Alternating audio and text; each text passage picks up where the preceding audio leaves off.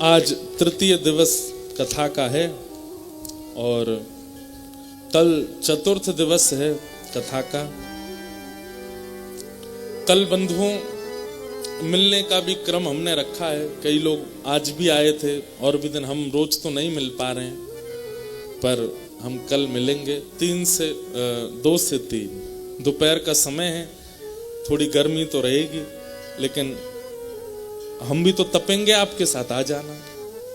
तो वही लोग आइएगा जिनको लाल जी के दर्शन की इच्छा है, बाकी तो सब कथा में हमसे मिल ही रहे हैं। और कल बड़े धूमधाम से ठाकुर जी का मंगल जन्मोत्सव कथा में मनाया जाएगा। सब लोग पीले वस्त्र पहन के आना, पीला पीला चंदन लगा के आना। और कल गंगा सप्तमी भी है, कल ही है। कल आपके जबलपुर में गंगा जी भी आएंगी दर्शन करने के लिए, माँ नर्मदा जी का। तो कल नर्मदा स्नान करके ही आना सब लोग। वैसे तो आप लोगों के नल में भी नर्मदा जी का ही पानी आता है। तो हमसे कोई बोला आज, महाराज जी 2 दिन हो गए, कब चलोगे नर्मदा? मैंने कि रोज नहा तो रहे, नर्मदा जी तो हैं। नर्मदा जी खुद ही आ रही है घर पे कि लो नहा लो हमसे। लेकिन कल हम भी जाएंगे। कहाँ जाएंगे ये नहीं बताएंगे, पर जाएंगे। कल भी हम भी स्नान करके आएंगे नर्मदा जी में। ऐसी नर्मदा, आपको पता है श्री आपका जो जबलपुर है ना, ज्यादा देखो अभिमान मत करना मेरी बात सुन के, फूल मत जाना, लेकिन ये भी सौभाग्य है कि आपका जन्म मध्य प्रदेश के जबलपुर में है। आप लोग इस रेवा खंड तो है ही अद्भुत, नर्मदा जी का तट तो कहीं भी आप जन्मे वो अद्भुत ही है, पर ये जबलपुर क्षेत्र जो है ना, इसकी महिमा हमारे ब्रज में भी है। पहले सुन तो लो फिर ताली बजाना, महिमा है क्या ये तो सुनो। कल गंगा सप्तमी, कल गंगा जी आती हैं श्री नर्मदा जी का दर्शन करने के लिए। उसके पीछे ऐसी कथा बताते हैं कि गंगा में इतने लोग स्नान करते हैं, स्नान करके अपने सब पाप धो जाते हैं। ऐसा भी बताते हैं, श्री गंगा मैया कहते हैं कि भाई इतने पाप हमारे ऊपर आ जाते हैं, इनको निवृत्त कौन करेगा?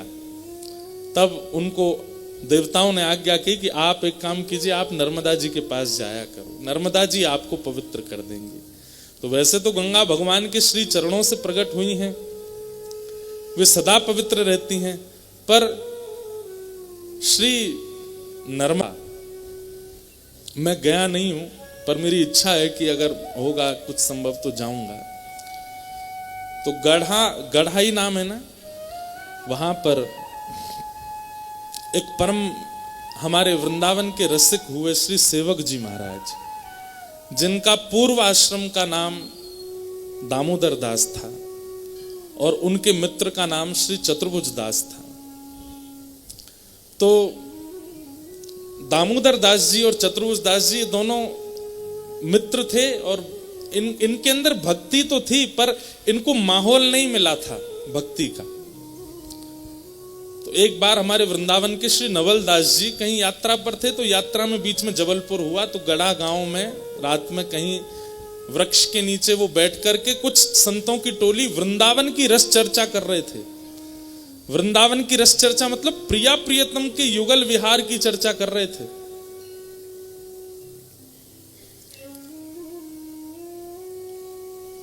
संतों को बैठा देख, सत्संग करते देख, ये दामोदर दास जी और इनके मित्र चतुर्भुज दास, ये दोनों भी जाकर के बैठ गए।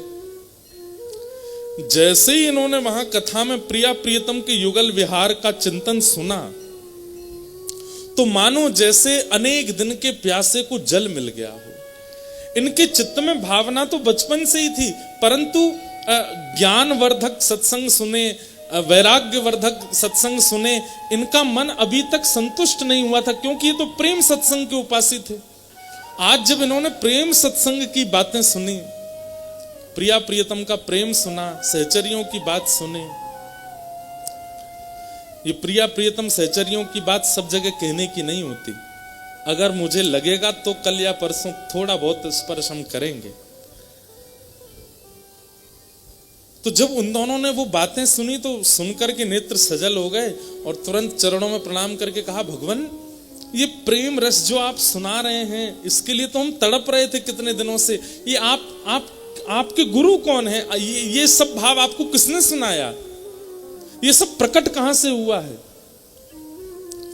तब उन्होंने बताया, बोले वृंदावन में श्री राधा वल्लभ लाल जी को विराजमान करने वाले श्री हितरवंश महाप्रभु, उन्हीं की कृपा प्रसाद है ये। तुरंत दामोदर दास जी ने और चतुर्भुज दास जी ने मन में विचार किया कि हम वृंदावन जाएंगे और श्री हितरवंश महाप्रभु से दीक्षा लेंगे, हम वहीं रहेंगे। दोनों विचार कर रहे थे और बड़े प्रसन्न थे, अब तो हरिवंश महाप्रभु हमारे गुरु हैं, हम उन्हीं से दीक्षा लेंगे। इतने प्रसन्न दोनों मित्र। लेकिन आप दोनों जैसे ही वृंदावन जाने के लिए तैयार हुए, तभी कुछ संतों की टोली वृंदावन से आ रही थी और आपने उनके चरणों में निवेदन करके कहा, हम लोग वृंदावन जा रहे हैं, कृपा कर हमें वहां का थोड़ा रूपरेखा बता दें और ये बता दें हरिवंश महाप्रभु कहां मिलेंगे। तब उनमें से एक ने बताया, बोले भैया वृंदावन की रूपरेखा तो हम बता देंगे, लेकिन हरिवंश महाप्रभु उनका तो आपको दर्शन नहीं हो पाएगा। तो आपने कहा क्यों? बोले वो तो भगवत धाम चले गए, अभी 2 दिन पहले ही लीला में प्रवेश कर गए। ये खबर सुनते ही कि हम जिनको गुरु मान चुके, हम जिनसे मिलने के लिए तैयार वृंदावन जा रहे थे, भगवत अपनी लीला में प्रवेश कर गए। तो ये सुनकर के दामोदर दास जी तो वहीं बैठ गए और महाराज प्राण हरिवंश, जीवन हरिवंश रोने लगे, बिलखने लगे, इतनी पीड़ा में आ गए कि व्याकुल हृदय कुछ कर नहीं पा रहे थे। लेकिन चतुर्भुज दास जी को इतना विरह हुआ कि वो रुके ही नहीं, सीधे वृंदावन गए और वृंदावन जाकर के हितरवंश महाप्रभु के प्रथम पुत्र श्री वनचंद्र जी से उन्होंने दीक्षा ले ली। पिता की आत्मा ही पुत्र के रूप में होती है। लौट करके जब आप आए तो आपने आकर के यहाँ दामोदर दास जी से कहा कि भाई तुम भी वृंदावन चलो, महाप्रभु हितरवंश जी तो नहीं है लेकिन उनके पुत्र वंचन जी हैं, मैंने उनसे दीक्षा ले ली, तुम भी उनसे ले लेना। तो दामोदर दास जी यहाँ गड़ा में बैठे बैठे बोले, दीक्षा तो मैं उन्हीं से ही लूंगा, नहीं तो प्राण त्याग दूंगा अपने। और मैं संकल्प लेकर के बैठा हूं और किसी को जीवन में गुरु रूप में देखूंगा नहीं। मैं वंचन जी की बहुत प्रणाम करूं, निष्ठा, वो मेरे गुरु के पुत्र हैं, लेकिन फिर भी मेरे गुरु तो मेरे गुरु हरिवंश महाप्रभु ही हैं। और महाराज बैठ गए एक वृक्ष के नीचे, अभी तक कभी दर्शन भी नहीं किया था। आप सोचिए, केवल एक बार किसी और से सत्संग में महाप्रभु जी की बातें सुनी हैं, उससे इतना प्रगाढ़ विश्वास हो गया कि मेरे गुरु वही हैं। और यहीं जबलपुर की धरती गड़ा में बैठे बैठे वे चिंतन करते रहते थे, प्राण हरिवंश, जीवन हरिवंश, हरिवंश हरिवंश हरिवंश कहकर के पुकारते रहते थे। उनका पुकार, उनका भाव, उनकी इच्छा इतनी प्रबल थी, इतनी श्रेष्ठ हुई। 3 दिन तक अन्न जल बिना ग्रहण किए जब महाप्रभु जी को पुकारा, तभी उनको सुंदर सुगंधी आने लगी और नेत्र खोल करके देखा तो क्या पाया, सामने श्री यमुना जी बह रही हैं, सुंदर सघन कुंज आपस में लिपट रहे हैं। यहाँ पर मदन टेर है, यहाँ पर निधिवन राज है, वहाँ बिहारी जी का मंदिर है, यहाँ राधा वल्लभ जी का मंदिर है, राधा रमण जी विराज रहे हैं। रसिक संत जन भ्रमण करते हुए श्री राधा कहते कहते भ्रमण कर रहे हैं। आप आश्चर्यचकित हो गए दामोदर दास जी, और आपने जाकर के किसी से पूछा, भैया ये हमारा गांव गड़ा तो नहीं है, ये जबलपुर तो नहीं है? बोले भैया कौन कहता है ये जबलपुर है गड़ा, ये तो श्रीधाम वृंदावन है, आप साक्षात वृंदावन में विराज रहे हो, ये वृंदावन है। और तभी एक सघन कुंज में से अद्भुत तेज गौर है मुखमंडल पर श्री हितरवंश महाप्रभु, जो कि लीला में प्रवेश कर चुके थे, लेकिन उनकी निष्ठा से इसी गड़ा ग्राम में, इसी जबलपुर की भूमि पर पुनः प्रकट हुए और प्रकट होकर के नाम दीक्षा प्रदान की। ये 2-3 ऐसे किस्से हमने सुने हैं, 2-3 वार्ताएं ऐसी सुनी है जहां पर गुरुदेव नहीं है शरीर से, लेकिन फिर भी उन्होंने आकर के दीक्षा प्रदान की। और उस श्रेष्ठता का सौभाग्य जबलपुर को प्राप्त हुआ कि यहाँ यमुना जी भी आई थी, सघन कुंज भी आए थे, बिहारी जी, राधा रमन जी, राधा वल्लभ जी सब आए थे। और श्री हितरवंश महाप्रभु जी ने आकर के श्री दामोदर दास जी को नाम दीक्षा प्रदान की, श्री राधा नाम सुनाया। और उसके बाद उनका नाम हरिवंश परंपरा में सेवक जी महाराज करके हुआ। उन्होंने एक सेवक वाणी करके भी लिखी, उनके लिए महाप्रभु जी स्वयं प्रकट हुए। तो जबलपुर में गंगा जी आती हैं, ये तो एक बात है, लेकिन आपके इस जबलपुर में हमारा वृंदावन भी आ चुका है, यमुना जी भी आ चुकी हैं, पूरा ब्रजमंडल भी आ चुका है। तो इसलिए जबलपुर श्रेष्ठ है। ये सौभाग्यशाली हैं यहाँ जन्मे लोग। और सेवक जी महाराज, वो उनका शायद पता नहीं स्थान है कि नहीं, गढ़ा में वहां विराजे है स्थान। हम चले जाएं तो अच्छी बात, नहीं जा पाए तो हमारी तरफ से आप लोग ही हुआ ना, प्रणाम करें आना। ऐसे जबलपुर के आप सब लोगों को प्रणाम है। आइए भागवत जी के क्रम में हम पुनः चलें। 88,000 सौनकादि ऋषि बैठे हैं और श्री सूत जी महाराज उनके प्रश्नों का उत्तर देते हुए अब आगे का क्रम सुना रहे हैं। और वही क्रम सुनाते हुए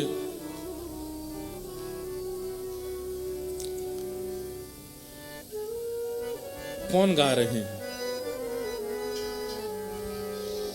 अच्छा, कौन से हैं? यही कोई गा रहा है क्या? तो बाहर से आ रही है आवाज? अच्छा अच्छा, ठीक, तो वो तो कोई देख नहीं। कि धर्म स्वनिष्ठितः पुंसाम विश्वक्सेन कथा सूय नोत्पादे दधिरतिम श्रम एव हि केवलम। इतनी पते की बात है, इतनी ऊंची बात है। कोई कार्य करता हूं तो वो जाकर के बाहर जहां से भी ईश्वर आ रहा है उनको बोल दें, इतने सारे कार्यकर्ता मत उठो, एक ही उठो।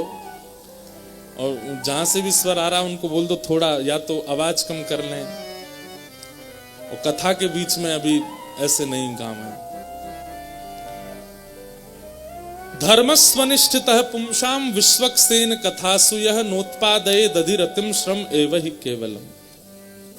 बहुत सुंदर अर्थ करते हैं हमारे ब्रज के आचार्य गण इस भाव का कि आपने कितने भी अनुष्ठान किए, आपने कितने भी यज्ञ किए, आपने कितने भी व्रत किए, लेकिन वो सब ठाकुर जी ने स्वीकार किए, इसका क्या प्रमाण है? आपके द्वारा किए गए व्रत, यज्ञ, हवन, होम, अभिषेक आदि जो भी नियम हैं वो सब ठाकुर जी ने स्वीकार किए। इसका केवल एक प्रमाण है, क्या? विश्वक्सेन कथा सुय, ठाकुर जी की कथा में रति होना। मान लीजिए आप कथा में आकर के बैठते हैं और कथा में बैठ करके आपकी बड़ी रुचि बनती है, बहुत आनंद आता है, बहुत सुख मिलता है और मन होता है बस ये चलता रहे, ये प्रवाह रुके ना, इस प्रवाह में कोई विघ्न ना आवे। तो यही मानना चाहिए कि आपके द्वारा किए गए व्रत, अनुष्ठान, नियम, परिक्रमा आदि ये सब स्वीकार हुए हैं। यदि कथा में रुचि नहीं बनती है, मतलब कई लोग ऐसे होते हैं उनको केवल मूर्ति पूजा अच्छी लगती है, मूर्ति पूजा कर लेंगे, मंदिर में परिक्रमा लगा देंगे, व्रत कर लेंगे, अनुष्ठान कर लेंगे, नियम कर लेंगे, परिक्रमा कर लेंगे, जबलपुर से और महाराज पैदल नर्मदा यात्रा पूरी परिक्रमा करके आ जाएंगे। लेकिन उनसे कहो कथा सुनो, कथा में हमको नींद आती है, कथा में हमारा जो है मन नहीं लगता, कथा में हमको आलस आता है। इस बात को बिल्कुल सत्य मानिएगा कि आप सब क्रियाओं में निपुण हो, सारे यज्ञ, अनुष्ठान, व्रत, नियम बड़ी सफलता से कर लेते हैं, लेकिन सत्संग श्रवण में आपकी रुचि नहीं बन पाती है, तो आपके द्वारा किया गया जो कुछ भी है वो ठाकुर जी स्वीकार नहीं करते। कथा में रति बहुत आवश्यक है, कथा में रुचि बहुत आवश्यक है। बिनु सत्संग विवेक न होई, राम कृपा बिन सुलभ न सोई। आप कहेंगे कथा में रुचि बनाने का कोई उपाय बताइए। राम कृपा बिन सुलभ न सोई।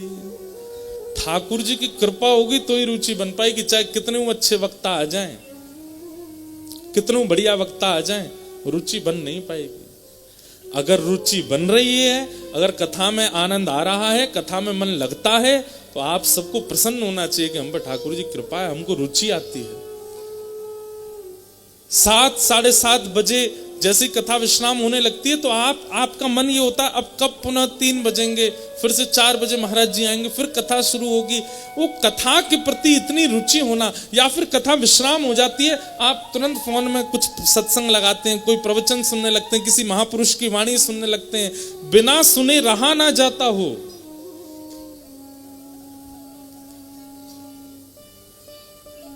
सत्संग में ऐसी रुचि हो तो समझ जाना आपके द्वारा किए गए नियम, क्रम, अनुष्ठान, व्रत सब स्वीकार है। अच्छा, आपको एक बात बताएं, कभी अनुभव कीजिएगा। बहुत व्रत करने वाला व्यक्ति, 30 दिन के महीना में 15 दिन व्रती करने वाला व्यक्ति, वो व्रत में निपुण होगा। पैदल परिक्रमाएं करने वाला, कभी गिरिराज जी की करता है, कभी कामितगिरी की करता है, कभी नर्मदा जी की करता है, कभी वृंदावन की करता है, जहां देखो परिक्रमा में लग जाता है, वो परिक्रमा में ही निपुण होगा। अनुष्ठानिक व्यक्ति अनुष्ठानों में ही निपुण होगा, लेकिन कथा का श्रोता व्यक्ति वो सब में निपुण होगा। वो व्रत भी कर लेगा, वो परिक्रमा भी कर लेगा, वो अनुष्ठान भी कर लेगा, वो नियम भी कर लेगा, वो तीर्थ भी हो आएगा, वो धाम भी हो आएगा, वो प्रसादी भी पवा देगा, वो दक्षिणा भी बांट देगा, संतों की सेवा भी, सब में निपुण हो जाता है कथा सुनने वाला व्यक्ति। इसलिए कथा में रुचि होना बहुत आवश्यक है।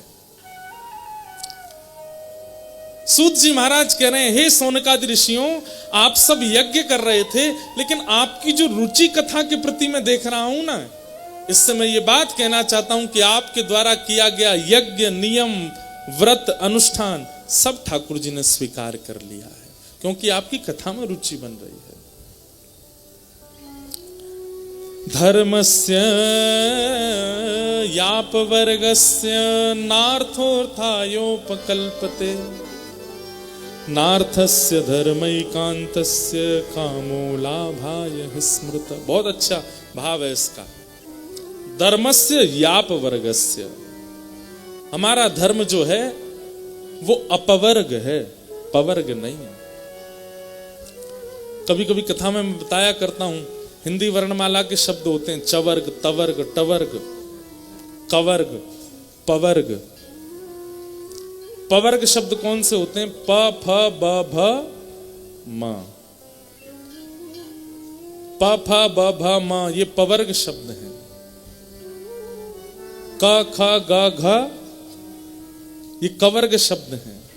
च, छ, ज, झ, ञ ये चवर्ग शब्द हैं। ट, ठ, ड, ढ, ण ये टवर्ग शब्द हैं। त, थ, द, ध, न ये तवर्ग शब्द हैं। ऐसी प, फ, ब, भ, म पवर्ग। तो हमारा धर्म क्या है?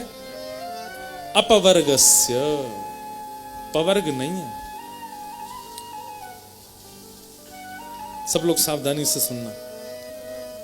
प, फ, ब, भ, म पाप, प से,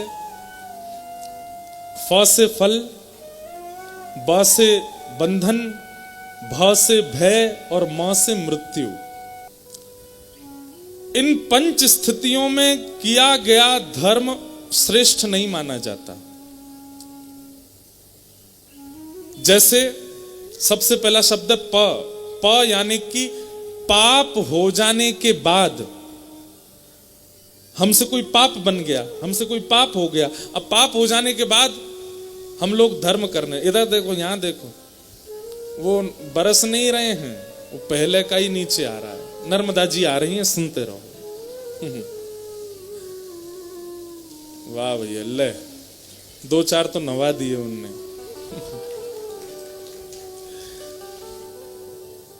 बहुत सावधानी से सुनो। पा से पाप। तो पाप हो जाने के बाद कई लोगों को ग्लानि होती है कि हमने पाप कर दिया, हमने मांसाहार बहुत किया, या हमने मदिरा पान किया, या हमने परस्त्री संग किया, पर पुरुष संग किया, इनका साथ अनित किया, इनके साथ बुरा किया। और उस ग्लानि में लोग क्या करते हैं, फिर धर्म करने लग जाते हैं। हमसे पाप हो गया, पाप के प्रायश्चित के रूप में धर्म करने लग जाते हैं। आपके प्रायश्चित के फल में आपका पाप खत्म तो हो जाएगा, धुल तो जाएगा, लेकिन वो श्रेष्ठ धर्म नहीं माना जाएगा।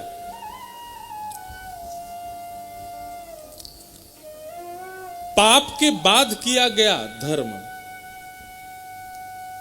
अब कई लोग इससे निराश हो सकते हैं कि महाराज जी अब तो हम बचपन में तो हमने कर दिया कुछ ऐसा, पहले तो हमने कर दिया, अब हम सुधर गए तो क्या अब स्वीकार नहीं। जब तक प्रायश्चित बोध से आप धर्म कर रहे हो तब तक आपको वो श्रेष्ठ धर्म नहीं माना जाएगा। मतलब हमारा वो पाप निकल जाए, हमारा वो पाप धुल जाए, आज के बाद हम कभी मांस भक्षण नहीं करेंगे, आज के बाद कभी मदिरा पान नहीं करेंगे, उसका प्रायश्चित हो जाए। तो जब तक प्रायश्चित नहीं हो रहा है तब तक किया गया धर्म वो श्रेष्ठ नहीं माना जाएगा। वो क्योंकि उस धर्म से आप अपने पाप निवृत्त कर रहे हो ना, इसलिए वो श्रेष्ठ नहीं है। जब प्रायश्चित पूरा हो जाएगा उसके बाद जब आप पुनः ना करूंगा जो मैंने पहले किया, ये संकल्प लेकर के धर्म करोगे, तब वो कल्याणकारी होगा। पाप, फल, पा फा दूसरा शब्द फ है, फ से बना फल। तो फल की कामना से किया गया धर्म। सुख संपत्ति घर आवे, कष्ट मिटे तन का, ओम जय जगदीश हरे। हमारे घर में सुख आ जाए, संपत्ति आ जाए, हमारे घर में ये आ जाए, हमारे घर में वो आ जाए, हमारा ऐसा काम चल जाए, हमारे ऐसे वो बन जाए।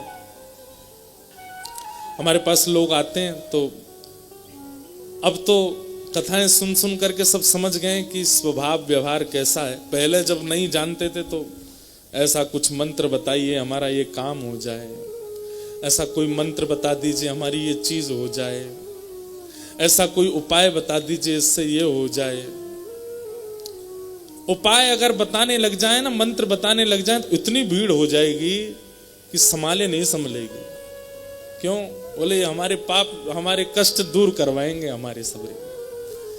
लेकिन भागवत जी कहती हैं हमारा धर्म अपवर्ग है। फल की कामना से किया गया धर्म वो श्रेष्ठ नहीं है, उसको श्रेष्ठ नहीं माना जाता, क्योंकि आपने फल की कामना रखी है। अनुष्ठान होता है तो ब्राह्मण देवता कहते हैं कि संकल्प लीजिए, क्या कामना है मन में विचार कर लीजिए या बोल दीजिए। उस समय यदि आपके मन में कामना उत्पन्न हो जाती है कि हे जगदम्बा मैया, हे हनुमान जी महाराज, हे त्रिपुर सुंदरी मैया, हे हनुमान जी पवई धाम हनुमान जी, हमारा ये कार्य सिद्ध कर दो। फल की कामना से जब अनुष्ठान होता है तो वो धर्म तो है पर श्रेष्ठ धर्म नहीं है। ठाकुर जी प्रसन्न नहीं होते उससे। पाप फल, फल की कामना से नहीं। इसीलिए गीता में भगवान कहते हैं कर्म फल त्याग। तुम बस कर्म करो, फल का त्याग करो, फल मेरे ऊपर छोड़ो। तुम्हारा अधिकार केवल कर्म पर है। कर्मण्येवाधिकारस्ते मा फलेषु कदाचन। लेकिन हम लोग क्या करते हैं, हम फल पहले सोचते हैं, कर्म बाद में करते हैं। जैसे एक बहुत प्रसिद्ध कथा हम सुनते थे, सुनाएं आपको। एक व्यक्ति था, अपने घर को चलाने के लिए उसने काम ढूंढा, तो उसको एक तेल व्यापारी ने अपने यहाँ तेल की सामग्री इधर से उधर ले जाने के लिए तेल वाहक के रूप में उसको नौकरी पर रखा। पहला दिन है काम का, मटका में तेल एक गांव से दूसरे गांव ले जाना है। उसको 20 रुपया मिलना था। तो रास्ते भर सोचता हुआ जा रहा है, तेल रख करके सिर पर, अब मैं ये तेल लेकर के जा रहा हूं, इसको 20 रुपए का बेचूंगा, शाम होने से पहले 2 चक्कर और लगा दूंगा, 60 रुपए कमाई हो जाएगी। कल एक चक्कर और ज्यादा लगाऊंगा, 4 चक्कर लगा दूंगा तो कल 80 रुपए की कमाई हो जाएगी। ऐसे एक दिन फिर और जल्दी जल्दी 5-6 चक्कर लगा दिया करूंगा। ऐसे धीरे धीरे धीरे धीरे महीने में मेरी इतनी कमाई हो जाएगी, साल में मेरी इतनी कमाई हो जाएगी। अभी पहला दिन ही है, तेल लेकर के जा रहा है और मन में सोचता जा रहा है साल भर में मेरी कमाई हो जाएगी इतनी कि मैं खुद की तेल की फर्म खोल लूंगा। और फिर जब मेरी तेल का व्यापार शुरू होगा, फिर मेरे यहाँ मेरे जैसे ही लोग कार्य करता होंगे, उनको मैं दिया करूंगा वेतन, उनसे मुझे इतना मुनाफा हुआ करेगा। फिर उसके बाद मैं और बड़ा व्यापार कर लूंगा। जब मैं बड़ा व्यापारी बन जाऊंगा तो फिर एक दूसरा बड़ा व्यापारी अपनी बेटी से मेरा ब्याह कर देगा, मेरा ब्याह हो जाएगा, बड़ी सुंदर मेरी पत्नी होगी। फिर उसके बाद मेरे 4 बच्चे होंगे, 2 बेटा 2 बेटी। बेटा सबसे छोटा होगा, बच्चों को इस विद्यालय में पढ़ाऊंगा, उनके ऐसे कपड़े हुआ करेंगे। एक बढ़िया बैलगाड़ी खरीद लूंगा, उसमें बैठ करके हम घूमने जाया करेंगे। एक दिन मैं कुछ कार्य कर रहा हूंगा, छोटा वाला बड़ा उद्यमी होगा, वो मेरी गोद में आकर के कभी मेरी कलम खींचेगा, कभी पन्ना फाड़ेगा, कभी हाथ पकड़ेगा। मुझे बड़ा गुस्सा आया करेगा उस पर, और मैं उस बालक को ले जा करके उसकी मां की गोद में जाकर के पटक दूंगा। और जैसे पटक दूंगा, इतना आवेश में आया कि जो एक घड़ा लेके जा रहा था वही फेंक दिया। जैसे ही वो घड़ा फेंका, उसकी आंख खुली, जितने सपने थे सब मिल गए धूल में। ऐसे ही हम लोग हैं, कर्म बाद में करते हैं, फल पहले सोच लेते हैं कि ये प्राप्त होगा। फल का विचार मत कीजिए, आप बस कीजिए, उद्देश्य अपना उचित रखिए बस। फल जो आप विचार कर लेते हैं वो आपके लिए कहीं ना कहीं रुकावट बन जाता है। तो पाप फल, प फ ब से बना बंधन। बंधन युक्त, बंधन मुक्त होने के लिए जब धर्म का आश्रय लेते हैं, वह भी श्रेष्ठ धर्म नहीं माना जाता। हनुमान जी के पास केवल इसलिए आ रहे हैं कि हम जिसको चाहते हैं वो हमें मिल जाए, या हम जिससे दूर होना चाहते हैं वो चला जाए। ये भी तो एक स्वार्थ है। बंधन युक्त, बंधन मुक्त होने के लिए धर्म का आश्रय नहीं।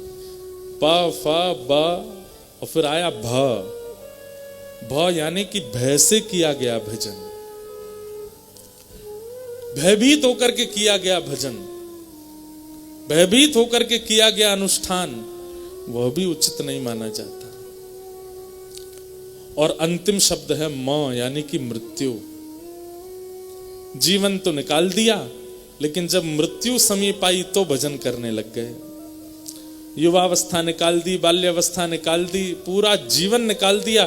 जब सारी इंद्रियां बिल्कुल योग्य थीं तब तो भजन किया नहीं, और जब इंद्रियां बिल्कुल शिथिल हो गईं, गोलगप्पा खा नहीं पाते, जहां चाहे जा नहीं पाते, जैसे चाहे पहन नहीं पाते, कर नहीं पाते, तब धर्म का आश्रय लेते हैं मृत्यु के समय पर।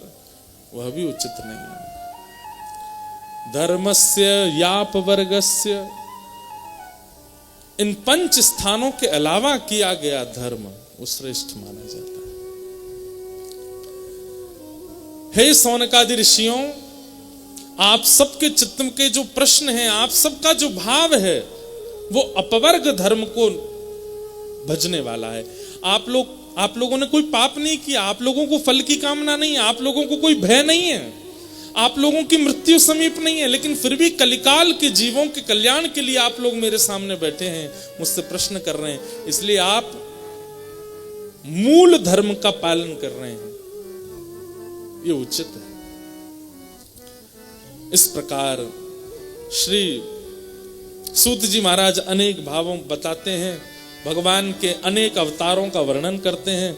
अवतारों का वर्णन करने के पश्चात श्रीमद् भागवत की रचना का क्रम सुनाते हैं।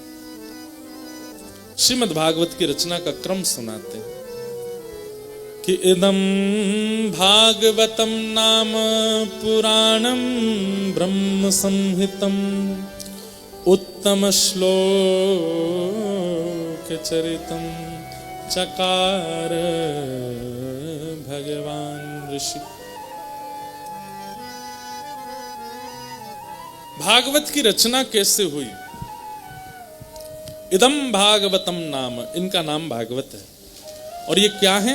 बोले पुराणम ब्रह्म संहितम, ये ब्रह्म संहिता है, पुराणों में भी अतिश्रेष्ठ है, इसीलिए महापुराण है। और उत्तम श्लोक चरितम, यहां पर उत्तम श्लोकों के चरित्र बताए गए हैं। उत्तम श्लोक किनको कहते हैं? जो प्रातः वंद्य होते हैं, जिनका स्मरण करने से हमारे पाप नष्ट होते हैं, उनको उत्तम श्लोक कहा जाता है। एक बात याद करिएगा, भागवत में जितने चरित्र सुनाए जाते हैं, उन भक्तों का केवल आप नाम मात्र बोल देते हो ना, ध्रुव जी, प्रहलाद जी, अम्बरीश जी, रघुगण राजा, भरत जी आदि आदि, जो भी भागवत में नाम अंकित हैं, उन भक्तों का केवल आप स्मरण मात्र कर लेते हैं तो उनसे पाप नष्ट हो जाते हैं, इसलिए उनको उत्तम श्लोक कहा जाता है। ऐसे उत्तम श्लोकों का चरित्र जहां पर कहा गया है, और भगवान ऋषि चकार, जहां पर भगवान ऋषि वेदव्यास जी ने जिसका निर्माण किया है, ऐसी भागवत को हम प्रणाम करते हैं। प्रश्न हुआ कि महाराज, जब वेदों का निर्माण हो गया था तो फिर भागवत जी की रचना की आवश्यकता क्यों पड़ी?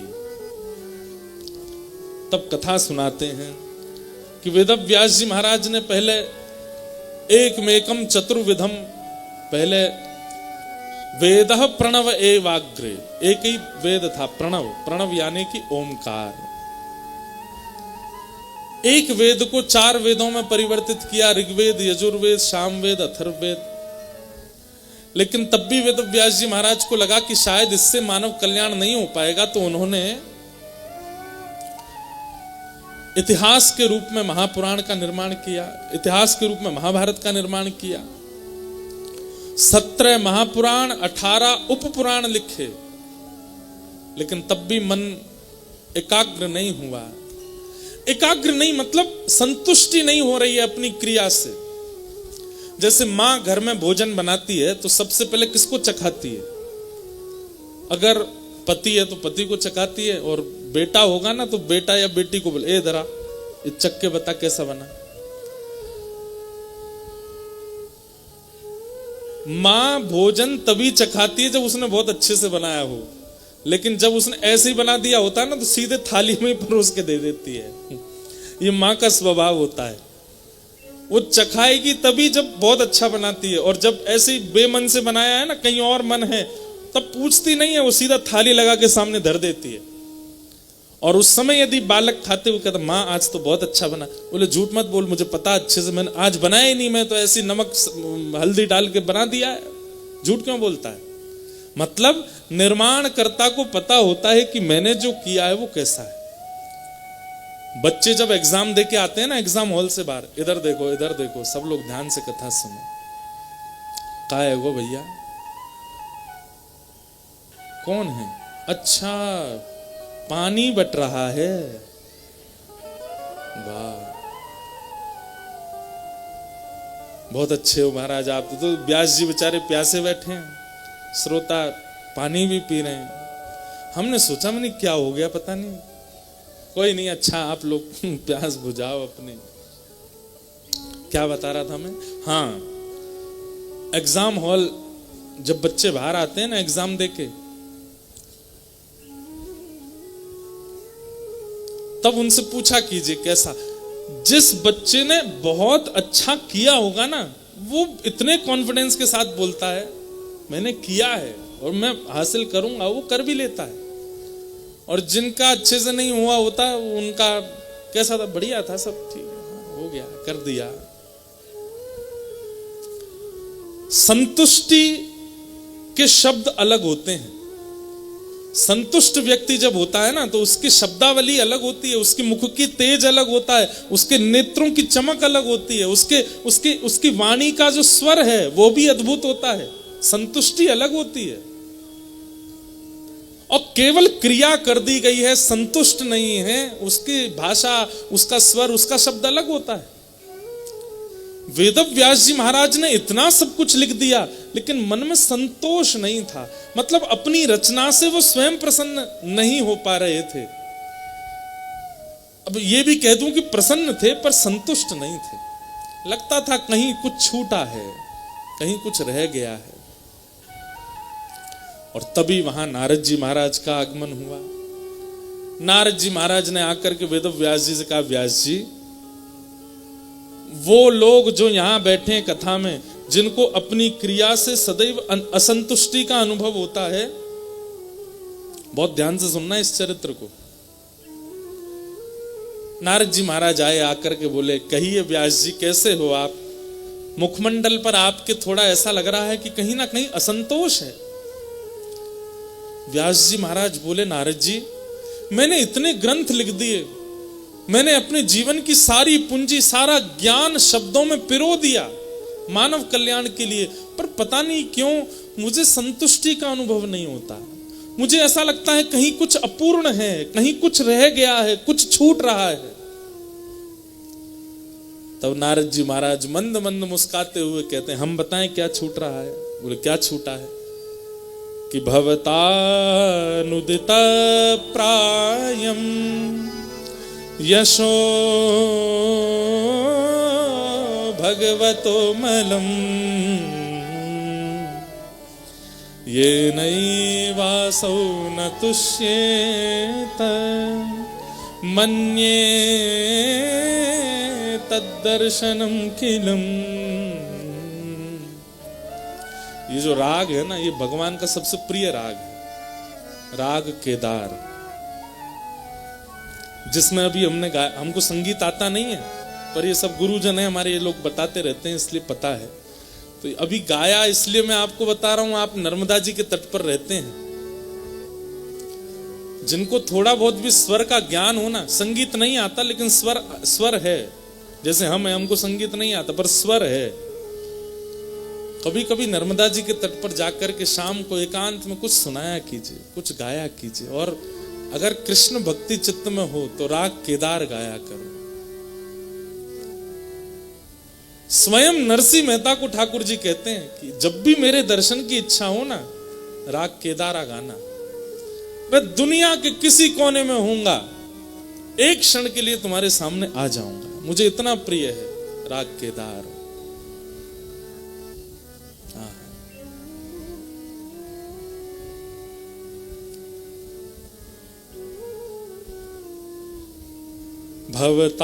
भवतानुदित प्रायम यशो भगवतो मलम ये नैवासौ न तुष्येत मन्येत दर्शनम खिलम। नारद जी कहते हैं, व्यास जी, आपने जितनी भी रचनाएं की हैं, उन सब रचनाओं में आपने ठाकुर जी का पराक्रम बताया, ठाकुर जी का पौरुष बताया, ठाकुर जी की श्रेष्ठताओं का वर्णन किया है, ठाकुर जी का प्रभाव दिखाया है। लेकिन वही सुदर्शन चक्रधारी वंशी धारण करते हैं, जिनकी भ्रगुटी टेढ़ी होने पर भूचाल आ जाता है, वो छचिया भरी छाछ पे नाच नचायो, जिनके एक पैर उठाने से तीनों लोक नप जाते हैं, वो यशोदा की दहली नहीं लांग पा रहे हैं। ये सब उनका प्रेम स्वरूप, उनका स्वभाव आपने कहीं नहीं लिखा है। उस परमात्मा का केवल आपने प्रभाव वर्णन किया है, उनका पौरुष वर्णन किया है, उनका ऐश्वर्य वर्णन किया है, उनके प्रेम भाव का आपने वर्णन नहीं किया, इसलिए आपका मन अशांत है।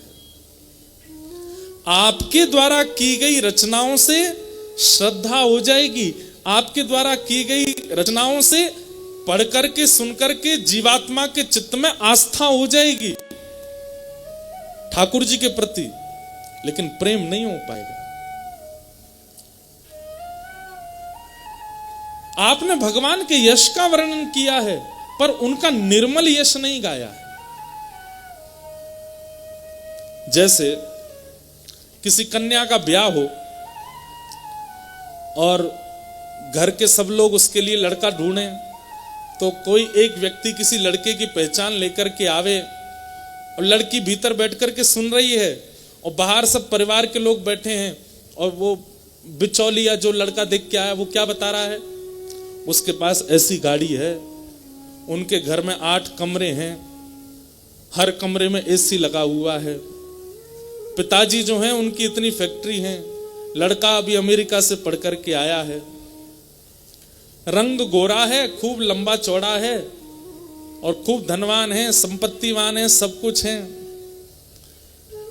इतने में माँ भीतर आती है, बेटी से पूछती है, तूने सुना ना, सब कुछ अच्छा है ना? बेटी क्या कहेगी, ये सब प्रभाव बताया, उसका स्वभाव तो नहीं बताया ना। वो वैसे कैसा है, मतलब उसका स्वभाव कैसा है, प्रभाव से मुझे क्या करना है? इतनी गाड़ी, इतने बंगले, इतना ये सब, इससे मुझे क्या करना है?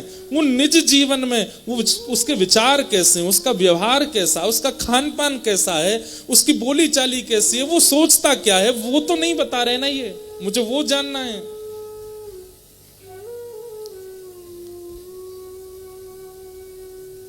ठीक वैसे ही नारद जी महाराज कह रहे हैं कि व्यास जी, आपने ठाकुर जी का प्रभाव विस्तृत कर दिया सब जगह। सहस्त्र शीर्षा पुरुषः सहस्त्राक्षः सहस्त्रपाद, उनके 1000 सिर हैं, 1000 आंखें, 1000 पैर हैं, 1000 हाथ हैं, वो ऐसे चलते हैं, वो ये करते हैं। खम्बायु अग्निम सलिलम महिम च ज्योतिम से सद्वानि दृशो द्रुमादीन सरित समुद्राम से हरे शरीरम यत्किंच भूतम प्रणमेत अनन्यम। सब भगवान का शरीर है। ये पृथ्वी भगवान का गुल्फ है। गुल्फ जानते हैं? पैर में जो ये इधर एक फूला हुआ सा होता है ना, इसको गुल्फो कहते हैं। ये पृथ्वी है, उधर में ये ब्रह्मांड है, मुख में ये ब्रह्मांड है, आंखें घूमती हैं तो ऐसा होता है, कान ऐसे हैं, केश ऐसे हैं। आपने सब जगह उनका प्रभाव बता दिया है, पर वही प्रभावशाली का स्वभाव कैसा है वो आपने नहीं बताया। यशोदा मैया जब यमुना जल भरने के लिए जाती हैं तो यशोदा मैया की सिर की ओढ़नी वो जब पीछे छूट जाती है ना, उसको श्री कृष्ण पकड़ लेते हैं और मैया से कहते हैं, मैया मैं जाऊंगा तेरे संग। मैया बोली, लाला तू खो जाएगा, मैं तो 2 हाथन से मटकी पकड़ूंगी, तो कौन संभालेगा? तो ठाकुर जी कहे, मैं ओढ़नी पकड़ के चलूंगा। और जब यशोदा मैया जाती हैं तो ओढ़नी को ऐसे दोनों हाथों से पकड़ के कहीं मैं खो ना जाऊं, वो परमात्मा पीछे पीछे चलता है। तब आकाश में देवता कहते हैं, जय हो यशोदा मैया, पूरे ब्रह्मांड का निर्माण करने वाला खुद डर रहा है कि मैं खो ना जाऊं और आपकी ओढ़नी पकड़ के चल रहा है। और उसी समय गोपियां अपने अपने घर की खिड़कियों में बैठ जाती हैं, हाथ में मक्खन लेकर के, और सबको पता है कन्हैया जा रहा होगा। तो यशोदा मैया तो नीचे देखते हुए चलती हैं, इतने में वो गोपियां खिड़की से अपने हाथ में मक्खन रख के ऐसे बाहर कर देती हैं। और जैसे ही दूर से कन्हैया मक्खन देखते हैं, मक्खन देख करके ठाकुर जी के मुंह में पानी आ जाए, यशोदा मैया की ओढ़नी छोड़ देते हैं, भूल गए, और वह मक्खन के पास चले जामे। गोपी के, लाला भीतर आजा, चुपचाप मक्खन खवाऊंगी। ठाकुर जी जैसे गोपी के घर में प्रवेश करते हैं, गोपी भीतर से किवाड़ लगा करके बंद कर देती है और खिड़की बंद करके ठाकुर जी को पकड़ लेती है। बोले, अब आ गए हो मेरी पकड़ में? ठाकुर जी कहते हैं, मैया मैया। गोपी बोली, चुप, मैया मैया चिल्ला रहो, खड़ो हो जा मेरे सामने, बता मक्खन खाएगो? बोले, हाँ खाऊंगा। बोले, अच्छा, पहले बंदर की तरह करके दिखा, बंदर कैसे करे? सो ठाकुर जी बंदर की तरह चलने लग जाते हैं। कृतमनु कृतवत्य उन्मदांध प्रकृति मगन किल यस्य गोपवध्व। भीष्म पितामह कहते हैं भागवत में, ठाकुर जी क्या करते हैं? गोपी जैसा कहती हैं वैसा आकृति और कृत्य करने लग जाते हैं। कोई गोपी कहती है, अच्छा लाला सुन, यहाँ पे आ, पांव में घुंघरू बांध देती हैं, अब नाच। ठाकुर जी कहें, जे तो सही ना है गोपी। बोले, रुक जा, मक्खन खाएगो? बोले, हाँ खाऊंगा। बोले, नाच के दिखा। ठाकुर जी ठुमुक ठुमुक के नृत्य करने लगते हैं। देवता आकाश में सिर पकड़ के बैठते हैं, हम ब्रज के ब्रजवासी क्यों नहीं हुए? ये जरा सा अपना माथा खुजाते हैं तो हमको चिंता हो जाती है क्या होगा। और ये ब्रजवासियों के इतने अधीन है कि वो इनको बांध करके मक्खन के लोभ में नचा रहे हैं, बंदर बना रहे हैं, कुछ भी करा रहे हैं। तभी तो रसखान लिखते हैं, ताही अहीर की छोहरिया छचिया भरी छाछ पे नाच नचावे। छाछ के लिए परब्रह्म नृत्य करने लग जाता है। व्यास जी, आपने कहीं लिखा अपने ग्रंथों में ये बात? नहीं। आपने भगवान के स्वभाव का वर्णन नहीं किया और भगवान के भक्तों के स्वभाव का वर्णन नहीं किया, इसलिए अभी तक आपका मन अशांत है। यदि आप चाहते हैं कि आपको संतुष्टि का अनुभव हो तो ठाकुर जी के सुंदर स्वभाव का वर्णन करो। क्योंकि न यद्वचश्चित्र पदम हरेर्यशो जगत पवित्रम प्रगणीत कचित् तद्वायशं तीर्थमुशन्ति मानसा न यत्र हंसा निरमत्युशिक्षया।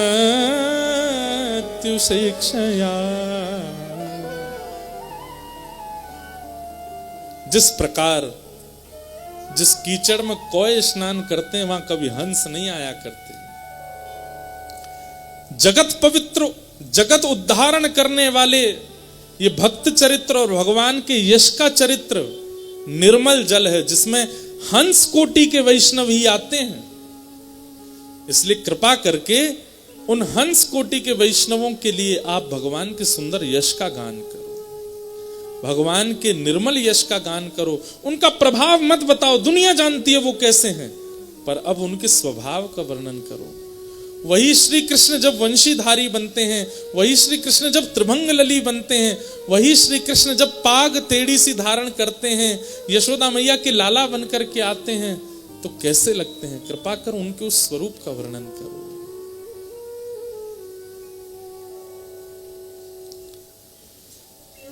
अपने भक्तों की पुकार सुनकर के वो कृष्ण कैसे दौड़े चले आते हैं, कृपा कर उसका वर्णन करो। तब आपके चित्त को शांति प्राप्त होगी, तब आपके चित्त को संतुष्टि होगी। चतुर्विध पुरुषार्थ हैं, धर्म, अर्थ, काम और मोक्ष। आपने जितने भी ग्रंथ लिखे उनमें इन चारों की प्राप्ति का विधान बताया है, लेकिन पंचम पुरुषार्थ प्रेम, उसकी प्राप्ति का आपने कोई उपाय नहीं बताया। एक बात कहें, बहुत ध्यान से सुनिएगा। धर्म, अर्थ, काम और मोक्ष, हम सबका जीवन इन चारों के पीछे ही दौड़ता रहता है। सबसे पहला धर्म। कोई व्यक्ति जीवन किस लिए जीता है? धर्म क्या कहता है? धर्म कोई अधर्म ना हो जाए, धर्म में बंद करके रहना है, धर्म की क्रिया ही करनी है, अधर्म नहीं होना चाहिए। धर्म धर्म धर्म, वो धर्म में ही रहता है। दूसरे कोटि के व्यक्ति कैसे होते हैं? अर्थ, केवल पैसा, उनको सब जगह केवल पैसा दिखता है।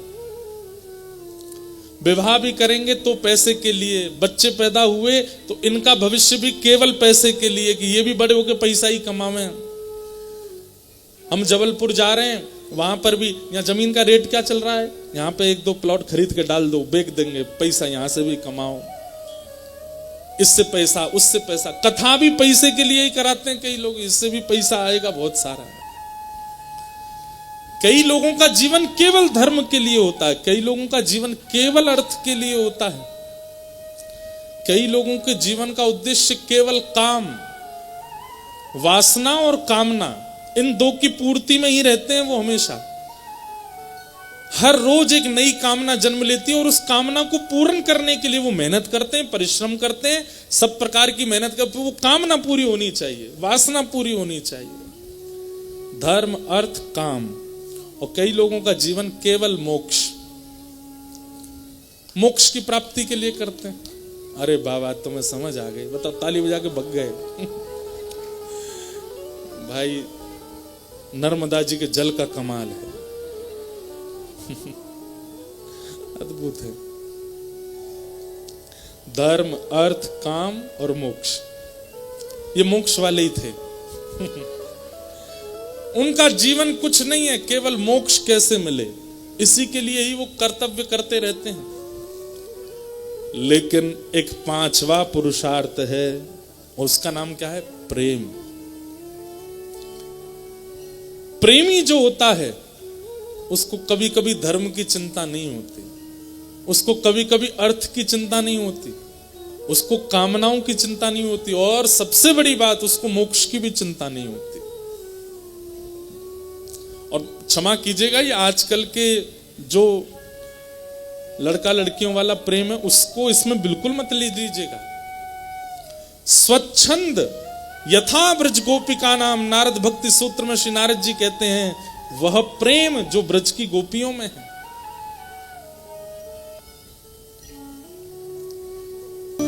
प्रेम का अभिप्राय क्या है? संसारी प्रेम नहीं है। अब मैं प्रेम पर बोलने लग जाऊं तो फिर पूरा समय उसी में निकल जाएगा। रास पंच अध्याय में गोपियां अपना प्रेम प्रकट करती हैं ठाकुर जी के आगे। मैवं विभोर हति भवान गदितुम नृशंसम संत्यज्य सर्व विषयांस्तव पाद मूलम भक्ता भजस्व दुर्वग्रहमात्यजास्मान देवो यथादि पुरुषो भजते मुमुक्षु। गोपियां कहती हैं, अब इस श्लोक का अर्थ तो अलग है, पर वहीं गोपियां कहती हैं कि हमारा प्रेम देखने का नहीं है कि हमें दिखो, हमारा प्रेम सुनने का नहीं है कि हमें सुनाई दो, हमारा प्रेम स्पर्श का नहीं है कि हमें स्पर्श करो, हमारा प्रेम मिलने का नहीं है कि आप आके हमसे मिलो। श्याम सुंदर, हमारा प्रेम तो केवल है एक बार कह दो कि आपने हमें स्वीकार कर लिया और जीवन भर के लिए हमसे दूर चले जाओ, हम उसी में ही जीवित रहेंगी, उसी में ही अपना प्रेम मान लेंगे कि आपने एक बार कह के स्वीकार कर लिया। ऐसा प्रेम जहां रूप रस स्पर्श गंध और शब्द की वासना युक्त दुर्गंध हो, उसको प्रेम नहीं कहते। गोपियों का प्रेम सामान्य नहीं है। उस प्रेम का वर्णन कीजिए, तब आपके चित्त को शांति होगी।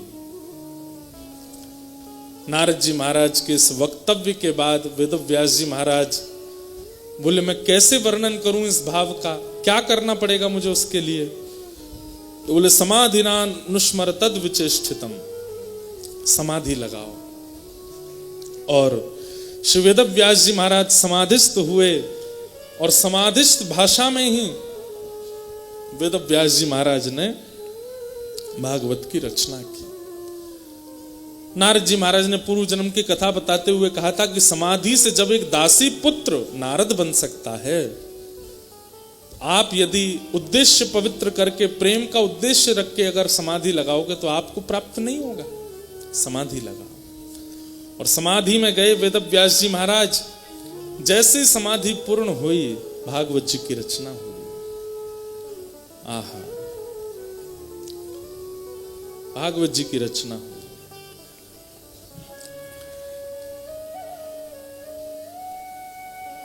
लोकस्य जानतो विद्वांस चक्रे भागवत संहिताम। लोक कल्याण के लिए निर्माण किया श्री वेद व्यास जी ने। किसका? बोले भागवत संहिता। सम्यक हितम यासा संहिता, जो सबका हित करे। सम्यक हितम का मतलब क्या हुआ?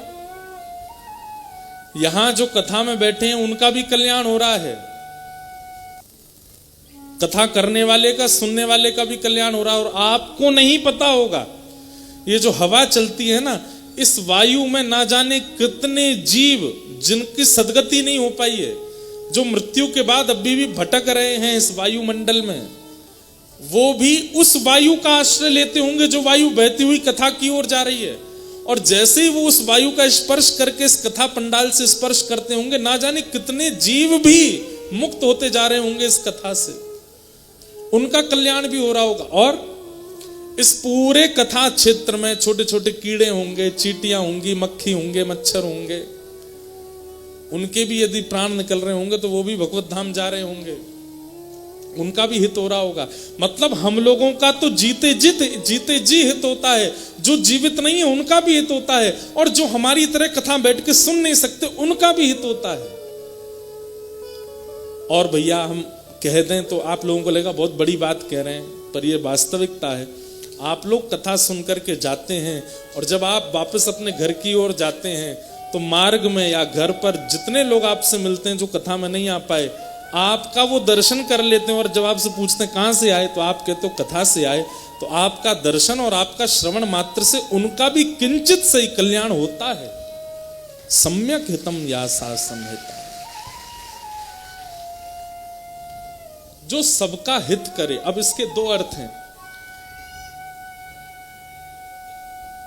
सम्यक हितम यानी कि श्रेष्ठ हित। कैसा श्रेष्ठ हित? भागवत जी क्या है? मां है, और मां में और बाकियों में अंतर क्या होता है? बालक कहे मुझे कोका कोला पीनी है, मुझे पेप्सी पीनी है, मुझे चिप्स खानी है, तो बालक को तो लगता है कि मुझे चिप्स खानी है और जो मुझे दिलाएगा वो मेरा हितैषी। कई लोग होते हैं वो बालक की बात मान करके चॉकलेट दे देते हैं, चिप्स दे देते हैं, लेकिन मां से कहे मां चिप्स खानी है, बोले दो पड़ेंगे गाल पे, खाएगा चिप्स? क्यों? वो हित चाहती है, सम्यक हित चाहती है। क्या? कि ये चिप्स खाएगा तो इसको ये बीमार हो जाएगा, इसको ये हो जाएगा, इसको वो हो जाएगा। भले ही इसको लगता है कि उसमें इसका हित है, पर मैं मां हूं, मैं जानती हूं इसका हित किसमें है। ऐसी हैं भागवत जी। मतलब आप यहां बैठ करके अगर चिंतन कर रहे हैं, भागवत जी हम पर कृपा कर दो, हमारे घर में ये काम हो जाए, हमारे बच्चे की जॉब लग जाए, हमारा ये हो जाए, ये हो जाए, तो भागवत जी मां का रोल निभाती हैं। वो तुम्हारी चाहने वाली वस्तु नहीं होगी, जो तुम्हारे लिए हितकर है वो हम देंगे। इसलिए सम्यक हितम। कई बार कथा में आप केवल जिज्ञासा लेकर के बैठिए और आपका अपने आप समाधान कथा बता देती है। आप पूछिए मत, बैठ जाओ बस जिज्ञासा लेके, अपने आप समाधान मिलेगा। इसका मतलब क्या है? और वो समाधान भी कैसा मिलेगा?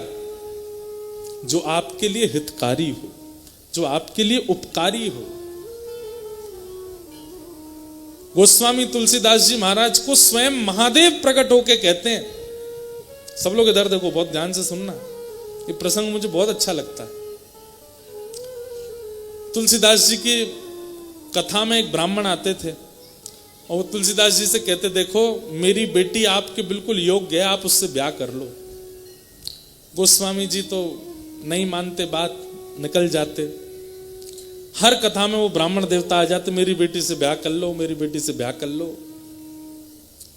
लेकिन गोस्वामी जी ने ब्याह नहीं किया, नहीं स्वीकार की उनकी बात। तो एक दिन महादेव प्रकट हो गए और महादेव प्रकट होकर बोले, आपकी कथा में एक ब्राह्मण आता है अपनी बेटी का प्रस्ताव लेके, बोले हाँ उससे ब्याह कर लो, आपके लिए वही हित है। अब महादेव स्वयं प्रकट होकर के कह रहे हैं कि उसमें मेरा हित है, इसका मतलब उस कन्या से ब्याह करने पर मुझे राम जी मिल जाएंगे, मेरा जीवन सफल हो जाएगा। स्वयं महादेव मोहर लगा रहे हैं।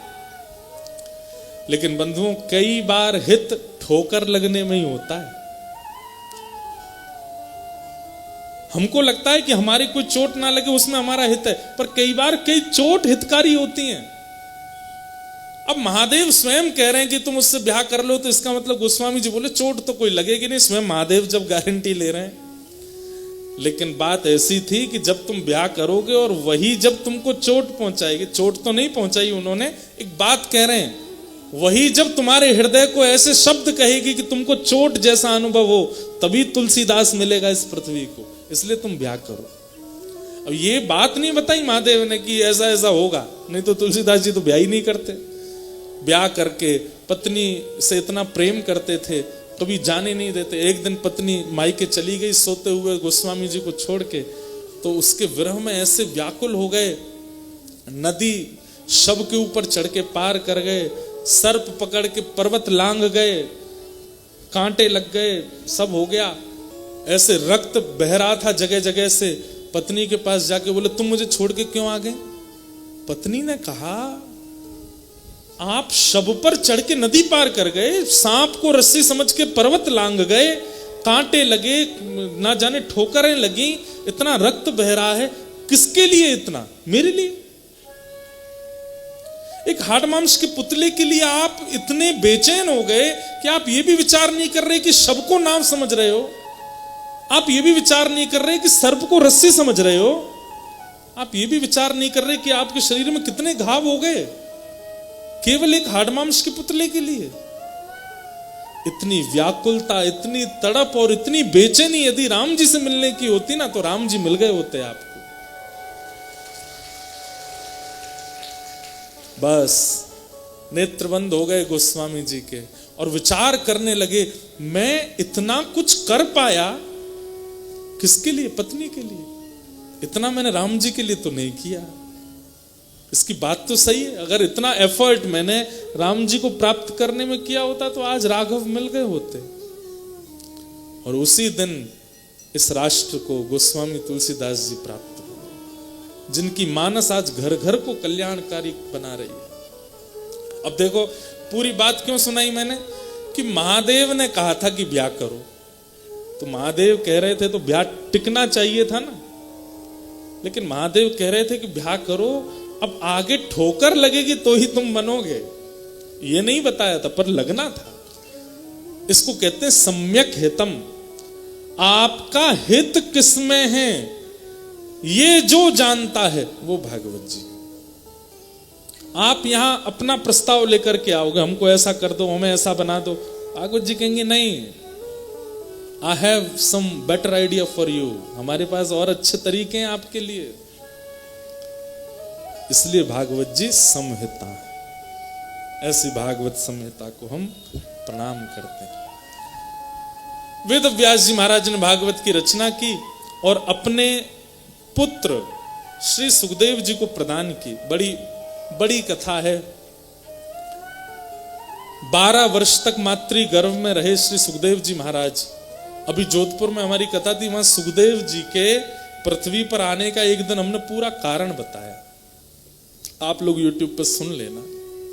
सुखदेव जी पृथ्वी पर कैसे आए? हमारी किशोरी जी की कृपा से आए। हमारी लाडली जी श्री राधा रानी ने कृपा करके उनको भेजा। और वेद व्यास जी के यहां जन्म लेते ही यम प्रव्रजंत मनुपेत अपेत कृत्यम द्वैपायनो विरह कातर आजुहाव पुत्रेति तन्मय तया तरवो विनेदुस्तम सर्वभूत हृदयम मुनिमान तोष्मि। जन्म लेते ही वन में चले गए थे, लेकिन आज वेद व्यास जी ने जब भागवत की रचना की तो मन में विचार किया कि गेहे गेहे जने जने, इसकी स्थापना के लिए मुझे एक योग्य पात्र चाहिए। और व्यास जी जानते हैं कि मेरा पुत्र पात्र है। मैं एक बात कथा में कहा करता हूं, जितने माता पिता यहां बैठे हैं बहुत ध्यान से सुनिएगा। पुत्री को जन्म देना, पुत्र को जन्म देना बड़ी बात नहीं है। पुत्री और पुत्र जन्म लिए उसके बाद उसको पात्र बनाना, यह श्रेष्ठ बात है। आजकल युवा क्या कर रहे हैं? केवल पुत्र पुत्री का जन्म हो जाए बस, कैसे भी इस पर ध्यान देते हैं, पर उसको पात्र बनाने की कोई योजना नहीं बनाते। एक बालक को जन्म के बाद उसकी 18 साल की उम्र में ले जाकर के उसको पात्र बनाना, यह सबसे बड़ी तपस्या है इस संसार में। अगर कोई माता पिता बालक को श्रेष्ठ पात्र बना देते हैं, उनको हिमालय पर तप करने के समान फल प्राप्त होता है, कि उन्होंने इस राष्ट्र को, इस पृथ्वी को, इस भूमि को एक श्रेष्ठ व्यक्तित्व प्रदान किया। आजकल के माता पिता उसको तप नहीं मानते, उसको परवरिश मान करके हमारा वंश बढ़ गया, हमारा बालक हो गया, और उसमें लगे रहते हैं। ठीक है, बालक की तो करने दो, बालक की तो है खाने दो, बालक की तो है पीने दो, बालक की तो है नाचने दो। अच्छा है, सब कुछ करे, लेकिन ये विचार आपके मन में सदा रहना चाहिए कि ये एक पात्र बन करके निकले। केवल मेरे वंश का या मेरे कुल खानदान का उद्धार करने वाला नहीं, इस राष्ट्र का उद्धारक बने। इस विचारधारा से बालकों की परवरिश करो। आप एकादशी के व्रत मत कीजिए, आप सोमवार के व्रत मत कीजिए, आप कोई यज्ञ अनुष्ठान मत कीजिए। आपका यज्ञ अनुष्ठान सब कुछ एक है, एक बालक को पात्र बनाओ। और उसको पात्र बनाने के लिए स्वयं भी तो बहुत कुछ सीखना पड़ेगा। तो जब तक संतान उत्पन्न ना हो रही है तब तक खूब सत्संग श्रवण करो, तब तक खूब महापुरुषों की सेवा करो, खूब कथा श्रवण करो। और जैसे ही बालक का जन्म हो, 5 वर्ष की आयु होते ही आप ही उसके लिए संत बन जाओ, आप ही उसके गुरु बन जाओ, आप ही उसके राह दिखाने वाले बन जाओ। हम हमारी माता जी का स्मरण करते हैं, उनका नाम नर्मदा है। हम अपने पूज्य पिताजी का स्मरण करते हैं, कैसे उन्होंने आज अनुभव होता है कि बचपन में जिन चीजों से हम चिढ़ जाते थे वो अगर माँ ने बचपन में नहीं किया होता तो ये निर्माण नहीं होता, वो पिता ने नहीं किया होता तो निर्माण। आजकल के माता पिता ये विचार ही नहीं करते।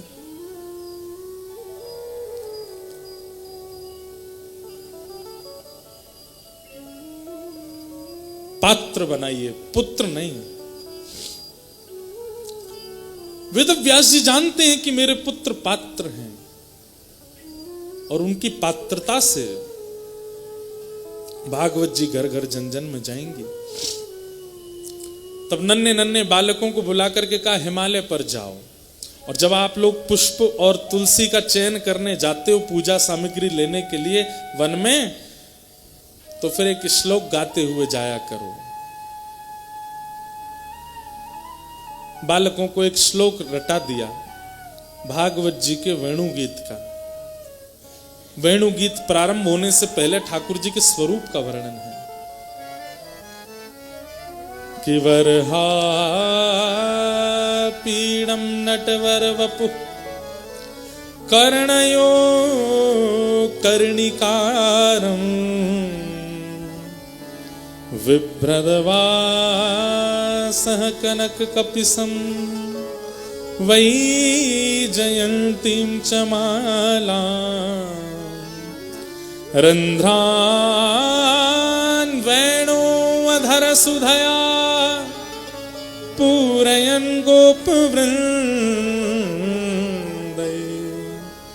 वृन्दारण्यं स्वपदरमणम् प्राविशद गीत कीर्ति।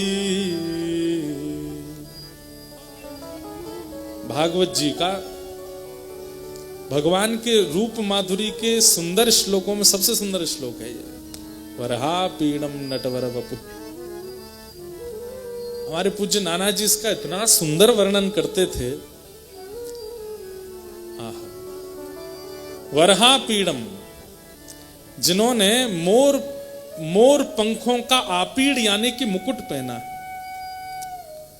वरहा पीड़म नटवर वपु, जिनका वपु यानी कि जिनका शरीर कैसा है, बोले नटवर। नट माने आकर्षण करने वालों को नट कहा जाता है। और उन नटों में भी जो सर्वश्रेष्ठ हैं ऐसे नटवर। नट किसको कहते हैं? जैसे अदाकार होते हैं, फिल्म बनाने वाले होते हैं, या मंच पर परफॉर्मेंस करने वाले, जिनको देख करके आकर्षण होता है उनको नट कहा जाता है। अब पहले फिल्म वाले तो होते नहीं थे, हीरो हीरोइन तो होते थे, पहले नट होते थे, उनसे सब आकर्षित होते थे। ऐसे आकर्षण करने वालों में सर्वश्रेष्ठ नटवर, उनका वपु। वपु का अर्थ नाना जी करते, बोले लाला की एक उंगली भी इतनी सुंदर है कि मुख तो दूर की बात है, एक उंगली पे भी अगर नजर अटक गई तो वही देखते रह जाओगे, इतने सुंदर है श्याम सुंदर। ऐसा वपु जिनका है, नटवर वपु। कर्णयो कर्णकारम, अब कान तो दो हैं बहुवचन, और कुंडल एक ही पहना है। तो फिर कैसे पहनते हैं ठाकुर जी? बोले कुंडल काय का है? पुष्प का कुंडल है। और वो यहां नीचे नहीं पहना है, ठाकुर जी ने ऐसे अपने कान के ऊपर दबा रखा है। एक कान में वह ऐसा जैसे पुष्प लगा लेते हैं ना, कई लोग, है नहीं तो लगा के दिखाता है, ऐसे पहन लेते हैं। तो ठाकुर जी क्या करते हैं, एक एक कान में कुंडल पहन करके ऐसे पुष्प पहन करके चलते हैं, और फिर बोले यहाँ तो दोनों कानों में कहा गया, एक ही कुंडल दोनों कानों में कैसे? बोले यहाँ पहनते हैं और फिर थोड़ी देर बाद उसी को उछालते हैं और फिर ऐसे कान करके इधर धारण कर लेते हैं। कर्णयोः कर्णकारम, दोनों कानों में पहनते हुए चल रहे हैं।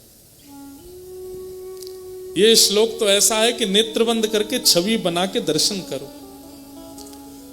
मोर पंख का आपीड़ यानी कि मुकुट पहना है, जिनका अंग ऐसा है कि एक रों भी अगर देख लें तो उसी पर ही आकर्षण होता चला जाता है। दो कान हैं पर कुंडल एक ही, दोनों कानों में धारण करते जा रहे हैं। कर्णयोः कर्णकारम कर्णिकारम विभ्रदवासः कनक कपिसं वैजयंतीं च मालाम।